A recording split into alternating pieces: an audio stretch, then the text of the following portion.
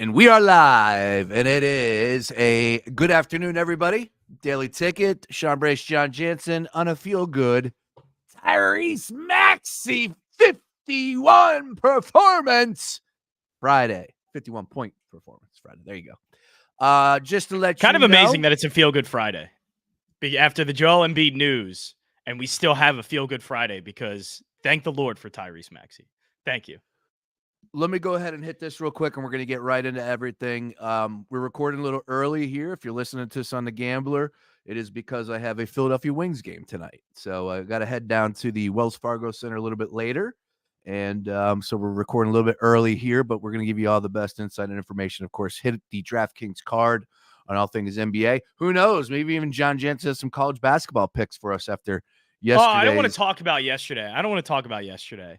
That was nuts. I got lucky, by the way, to get the Tulane bet in and a winner, but then I had Wisconsin, who was up by like 30, and end up losing that game in overtime.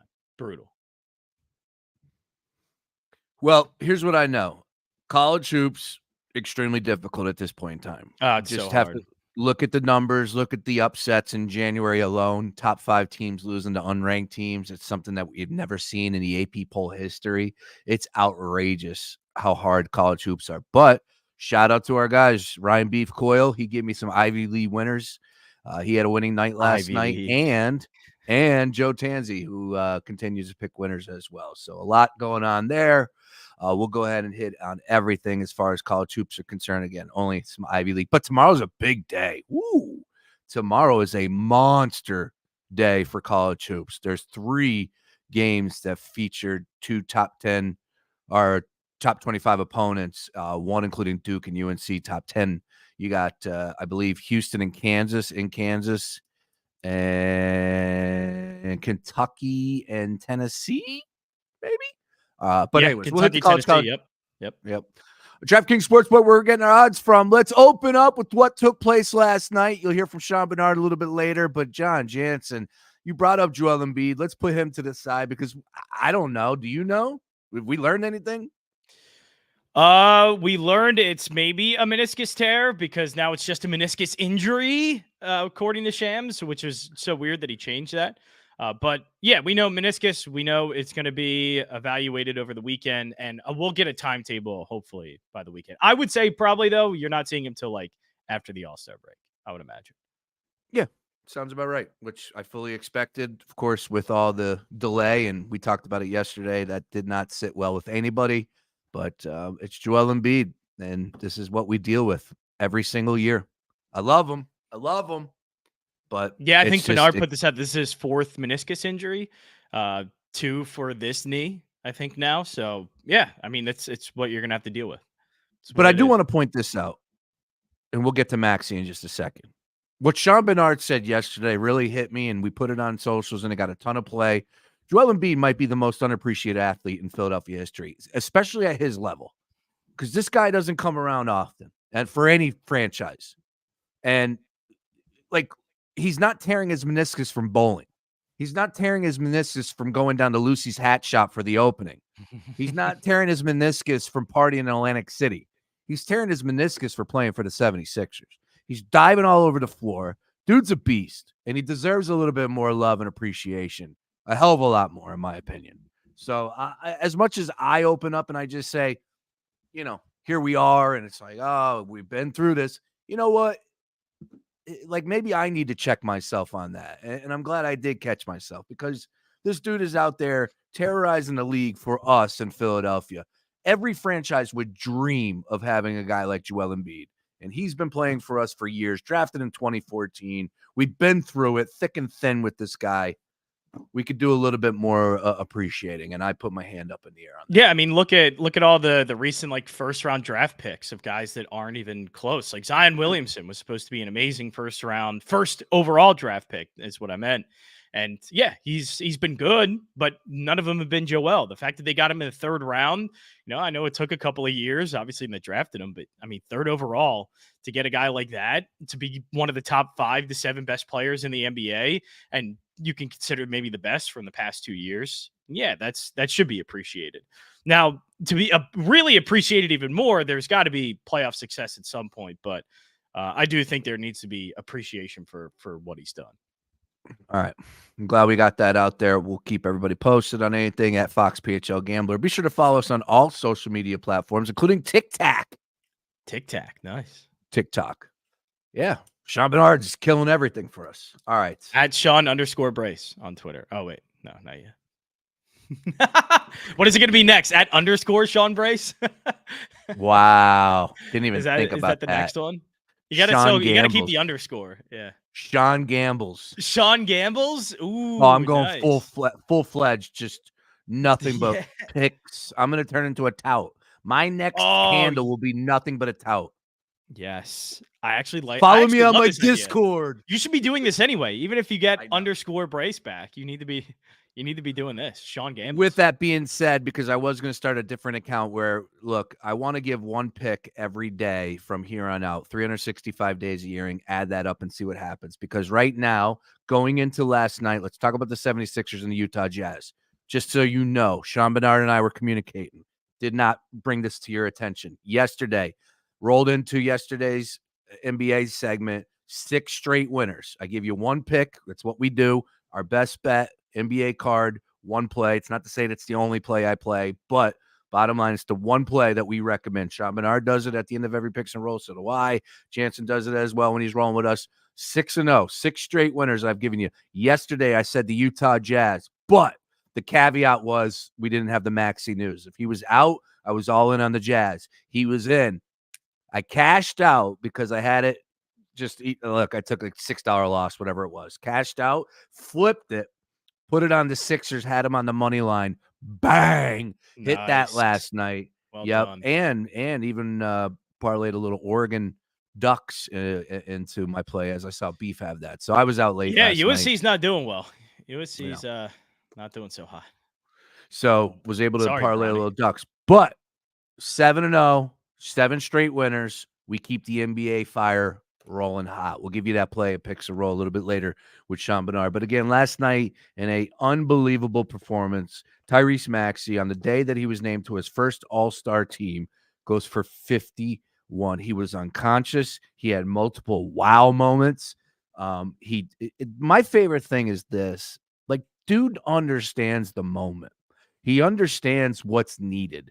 And I do believe that it comes from guys like Pat Bev or Nick Nurse or Morris or whoever else is having conversations with Maxey. Hell, Joel Embiid hit him up.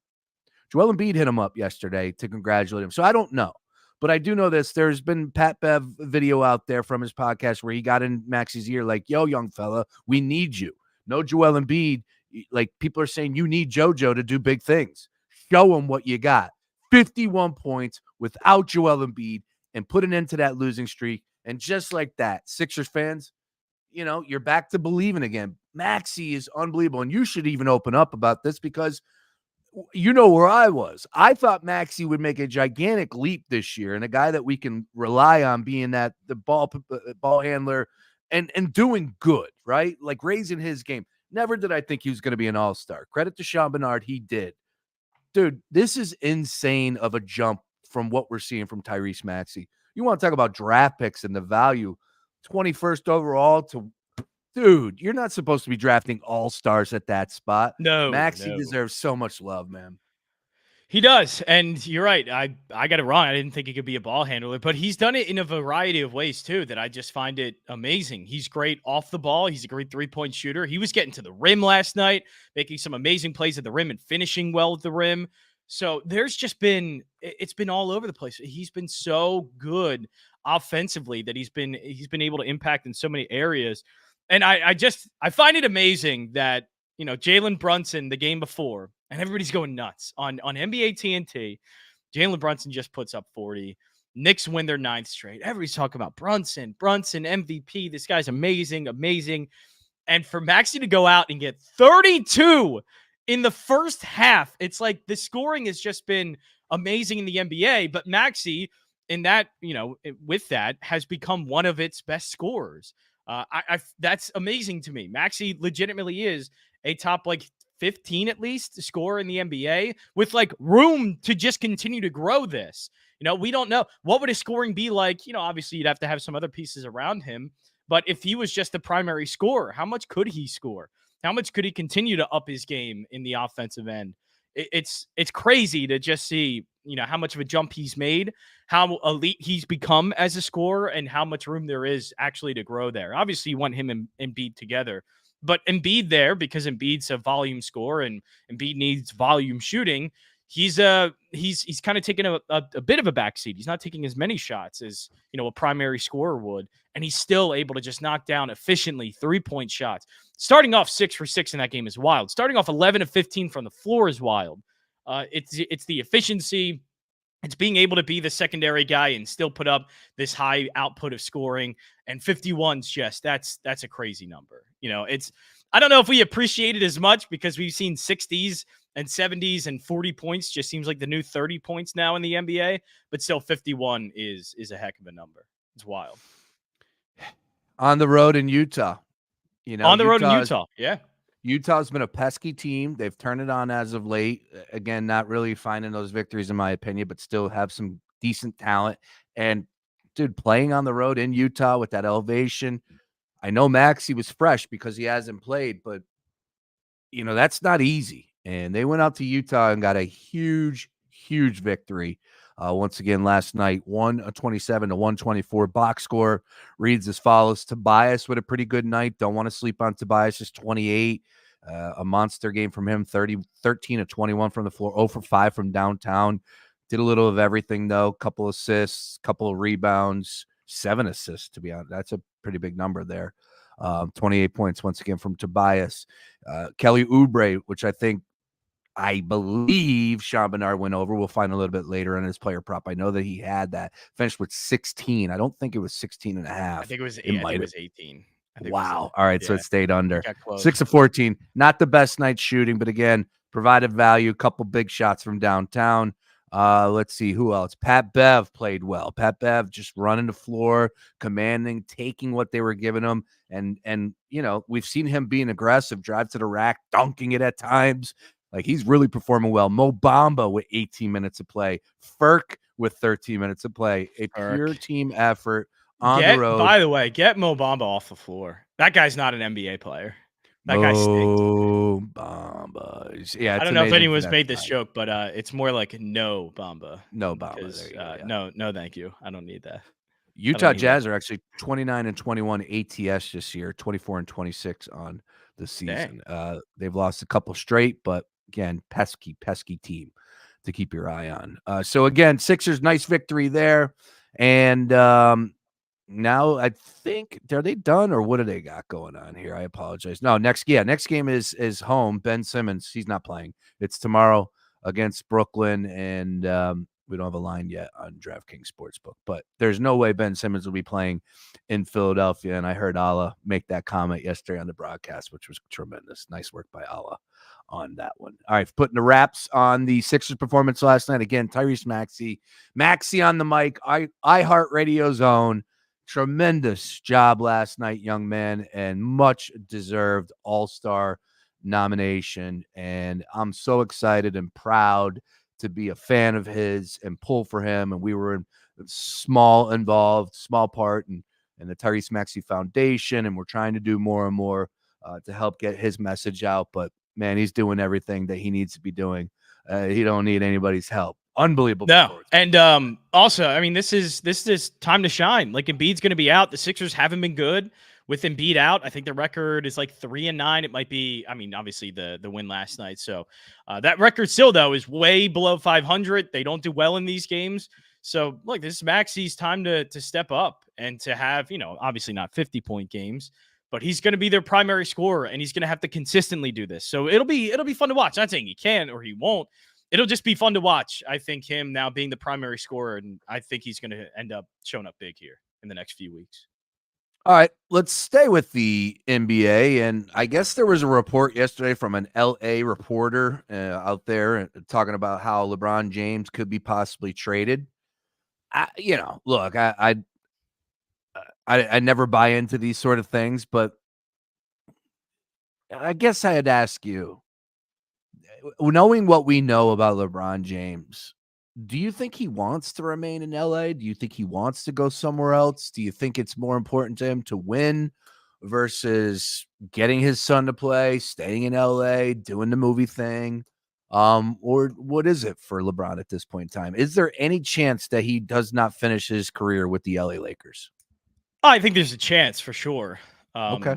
That's going to be open, and I'm sure he does want the opportunity to play with Bronny. Bronny's going to be in the NBA draft after this year in the USC, and he's probably going to be drafted. From what I've seen, the guy looks like he can at least, Bronny looks like he at least belongs on an NBA court. Who knows He's how LeBron James much kid. or how often, but I know that I know because of the name he's going to get a shot, but like he's turned himself. He's an NBA player, it looks like. Again, I don't know how good. I don't know if he's like a fringe, 10-day contract type of player that you would get. But still, it looks like he does belong at the next level. So he's going to have that opportunity to play with the son. So does he want to take that? No, I don't know. All I know is like this maybe has like a year or two left. The dude's he's already 40, right? 39. Or at least 39. They could be 40 So, in December. I don't know. I don't know what the future is. I don't know if he really is going to be chasing that one final ring. Not to say he doesn't have it in him, but like I know he has to think.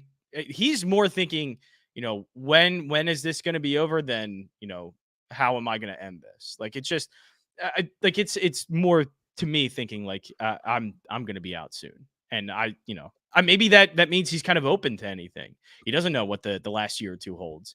So that's what I don't know what he's thinking. It seems like from what we've gathered from Rich Paul, he's not going to be traded this year. That makes sense. I'm sure he wouldn't want to move mid-year to some other team.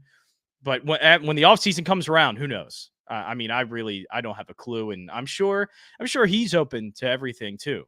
Like he's not shutting any doors. Well, we know one thing about LeBron. He just loves to be talked about. Remember, he was supposed to be retiring. He was like, come on, man. Like, stop it. Come on. Don't do that. We already yelled at each other. Like, the guy is thinking about retirement. It's the same thing with Jason Kelce. What? Like, dude, are you going to tell me Jason... So when he lost to the Denver Nuggets, you didn't have an issue with what he said. No, not at all. He wasn't retiring. Not at all. Because Jason Kelce does the same. Like Jason Kelce's been doing this for like 5 years now, by the way. Almost 5 years. It's been like, is Jason Kelce going to retire? And he's come back every year. And there's even a chance, even though it looks like he's going to retire, but like leaving it open, maybe he can come back this year. This is what happens to players. Like they're reacting to their bodies after a long season, after like all of the trials that they go throughout a regular season in whatever sport it is, that their body tells them this sucks. Like, do you really want to do this again? Like I'm sure LeBron had in his mind, yeah, I want to, but damn, if the body's not telling him something different, the same way every athlete does that. Jason Kelce, every year, his body's telling him, stop this. This sucks. Please stop. But once he gets a few weeks rest, once he really gets to think about it, it's all right, I'm good to go. I can do this again. Not buying it. Okay. No, not buying it. Wasn't buying it then, not buying it now. LeBron is absolutely at the forefront of stars that need to be discussed, will be discussed at all times. He'll be discussed anyway. He doesn't need to do that. I know. He'll well, that's why he doesn't need to be talking what. about retiring. Stop. Anyways, so I never took anything there. He's finishing his career with the Lakers, and you think so? Yeah, I took the hourglass sign as they're going to completely revamp this team with the trade deadline. He's getting rid of people that stink. He's moving on. And it's LeBron James and Anthony Davis. Get them back out there healthy, get new pieces in there. Austin Reeves, that was a crazy, crazy win by them yesterday. 15-point dogs, and they win outright on the road. Unbelievable performance by the Celtics or by the Lakers. They didn't miss, but it was a great game to watch. And there was one player that didn't miss. Reeves. Oh my gosh. What a game. He was hot. But I think they got great play. They got great play from Hayes. Jackson Hayes was all over the place. Russell was a great 5 for 20. Yeah, well, yeah. Maria Hachimura, decent 5 of 14, I guess. Look, true team effort on the road, all hands on deck. But of course, Reeves led the way. 7 of 10 from downtown, 10 of 18 from the floor, finished with 32, representing big time. He does not look like an NBA basketball player, but he's out there dominating. I love it. Great stuff by Austin Reeves on the road last night. All right, let's keep it moving. And again, you already hit on Brunson. my big point, you saw him get emotional, which is just insane. I love it. I love it. I love it. I love it. Middle of the floor, and you just felt it. But the league, my message after last night is the league is in great hands with these young guns. The league is in great hands. You got Wemby, you got all these new guys. Brandon Miller's doing big things right now. Again, just a bunch of new reserves for All-Stars. Halliburton in a big way. Pacers seem to be catching some new life. You got the Timberwolves at the top of the charts in the West. You got OKC with the young guns that they have. The league is in great hands. Hashtag this league, thumbs up. All right. Yeah, and you were talking with Julian on Wednesday, about some of the MVP odds and some of the guys that, just put some flyers out there because some of these guys might not hit 65 or it'll be close. Brunson's one of them. It's going to be tough for him to win MVP because, it's really just scoring output. He's okay with assists. He's not a great rebounder at all. It's really just scoring for him. So he has to be playing like this throughout the entire season, averaging close to like 30 points and have those 40-point games. But still, Brunson's in that discussion. Look, Knicks are third right now, 9-game winning streak, third in the Eastern Conference, but 9-game winning streak as well. I don't know what to make of the Knicks because everything looks good right now, but also the Sixers went on a run like this and everything looked good then, and then it all not fell apart. But it's just the ups and downs of a regular season in the NBA. What does that downturn look like for the Knicks? Does it ever come? So I do have questions about their run, but Brunson's firmly in the conversation at this point now. And some people got in real early. I've been seeing some real long shot tickets on Brunson, but those tickets are looking good. I don't know if it's worth it now, but definitely keep your eye on that because he's one of those. If Joel Embiid's not going to get the MVP now, there are some others that might not get it because of 65. You're going to start seeing names. Luka's obviously one that could have a chance for it, but Jalen Brunson too is going to be in the conversation. Exciting stuff. And look, great for the Sixers. Again, imagine got that the night up. Jalen Brunson, like a full career at Villanova. He got drafted in the second round. This guy's like a little undersized, like not one of, I think he's probably, you could say, one of the worst athletes in terms of just physical skills in the NBA. Yet the guy is one of the greatest basketball players in the NBA right now. It's amazing what he's done at Villanova all the way to, and how it started at Villanova. Like humble beginnings, this guy could have like started freshman year anywhere and didn't. He went to Villanova and didn't play all that much. And he's turned himself into, now you could say, a guy that could be an MVP candidate this year potentially. That's a heck of a run. That's a heck of a career for him. He's on my short list. He's got to be, right. Yeah, I did want to bring that up with you because I wasn't sure. Because at first it's like, no way he can. But yeah, with the way he's playing now, certainly, and with the way the Knicks are winning too. Knicks are winning, which is a big thing. Well, that's what.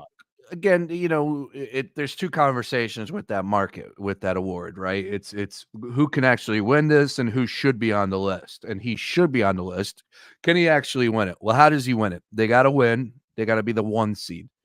They have to leapfrog Tatum and the Boston Celtics. Have to even be in the conversation. And even then, they're still going to come up. He's still going to come up short because of the nerds with Joker. Like Joker's got a lock on this award. Joker, if you think Joker so? The award the last 3 years, why aren't you going to do it this year? Right? He's still putting up the same numbers. They're winning at a nice clip. They're going to be. I haven't heard the campaign as I usually do for Jokic. Maybe that'll happen. Of course, all this really heats up after the All-Star break. Yes, that takes a lot of the spotlight, what Embiid was doing. And we'll just see, because after the All-Star break is when like the Jokic stuff started to really happen again. And like the conversation started to get loud. So we'll see. You're right. Once the NBA analytics people start to really talk about this is when we start to have those conversations again. But yeah, it's been really quiet on the Jokic front right now for MVP. Right. I'll go over the full NBA card on Picks and Roll with Sean Bernard coming up in a little bit. But I wanted to get your thoughts on this just real quick on the Super Bowl 58 will be live in Las Vegas. I do want to point out to the people that we are going out to Vegas, broadcasting all next week from Circa Stadium Swim. It's going to be an unbelievable time. Make sure to follow us at Fox PHL Gambler on all things socials. But we're teaming up with the folks over at Playbook Products. And, man, they got some really, really cool items. And They do local, they do national, they do your favorite team, they do your uncle's favorite teams, whatever. They have an unbelievable roster of just great items here, represent any of your favorite teams. And what it is they got a different little flair of it. It's not your normal t-shirts or anything along those lines. It's like really cool stuff from the history of the teams, the playbook, the plays that got them known. For example, I am getting a mug shipped to my house currently right now from playbookproducts.com. That is a 76ers mug, and it is Iverson's crossover on Jordan.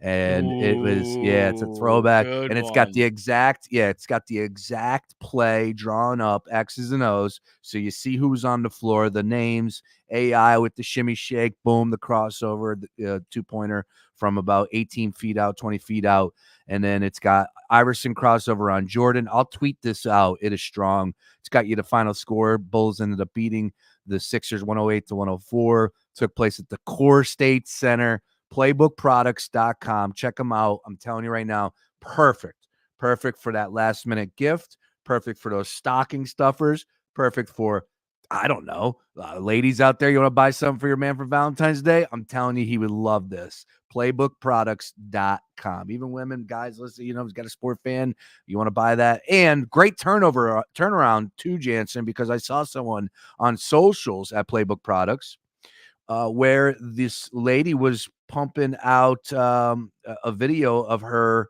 new mug that she got when the Green Bay Packers went on the road and beat the Dallas Cowboys. So she was just flaunting that mug. You can find it at Playbook I want to Product get that on mug. That on sounds good. Twitter. It is glorious, man. Pack is back. Final score 48-32. Pretty I cool was just mug about to there. say, is there a 71? Yes, there is a 70-piece one already from I think Joel Embiid. No way. Top Yeah. notch, man. They do. Yeah, they already got that. I was about to say that's one I would think. Already They have it up doing there. them Well done. unbelievable job. T-shirts, mugs, you name it, coasters. I mean, think about that. You get a set of coasters on your table from 49er history or Chiefs history, and like you get some friends over and you know, you pick up your beer and you're like, oh man, that play. Remember that play right there, or the catch or whatever. Anyways, check them out Yeah, online. I really like the box score, the score ones. They got Yeah. some really good Phillies ones there. They got Doc's postseason no hitter up there, which is pretty interesting. Like, love all that stuff. That's great. Playbookproducts.com. Finally, over to the Super Bowl again. Slight movement yesterday. I think we're holding steady at 2 right now, still on DraftKings Sportsbook. A lot of discussion over the last couple of days on why that number is. You missed any of our podcasts, check them out at foxphlgambler.com. Not going to go down that route because we've already, you know, handled that conversation multiple times. But here we are. 49ers are favored by 247.5. I am finally starting to see some people in the industry picking the 49ers, which is great. Good. I don't want everybody on the Kansas City Chiefs. Yeah, exactly. But the one thing that we talked about on this show, courtesy of our friends over at VSiN, was the one prop bet that hit 21 out of 22 times. But I'm like an idiot because on this chart, there are probably about 20 prop bets listed. That one hit 21 out of the 22 times, cashed in. 95% of the time it hit. Somebody has scored a touchdown under 3.5 yards in the last 21 out of 22 Super Bowls. However, on the flip side of this chart, you look at all these other ones, they didn't happen. So bet the no is what I'm trying to say here. But like, I get it. It might be juiced up. It might be crazy through the roof, but I think it's a good shot. And let's just put it to you this way again. Find these numbers on whatever book you use. I found them on DraftKings Sportsbook, so I know they're a little pricey. But longest field goal in a game over 54.5 yards. Last 22 Super Bowls, it's never happened. Fumble opponent's end zone and touchback. Never happened in the last 22 Super Bowls. First play, touchdown. Never happened in last 22 Super Bowls. Punt return for a touchdown. Hasn't happened in the last 22 Super Bowls. As a matter of fact, I don't think that's ever happened in a Super Bowl because I think remember, it has. It happened. It has a punt return. Didn't Green Bay? Didn't Howard Desmond return Howard. one? I don't think that was a punt return. I don't know. We'll have to look a little bit into that. And then will there be overtime? Last 22 Super Bowls, only one time.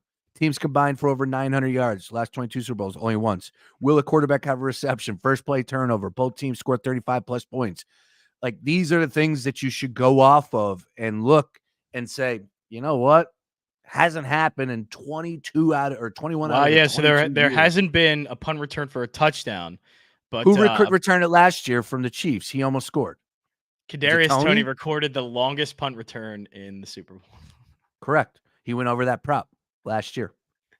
Pretty Oh crazy my stuff. God. I'll tweet that article out. It's well written. Great job by the folks over at VSiN. And let me give the author, Matt Devine. It is crazy. Matt Devine. That's what it took for Kansas City to win that game.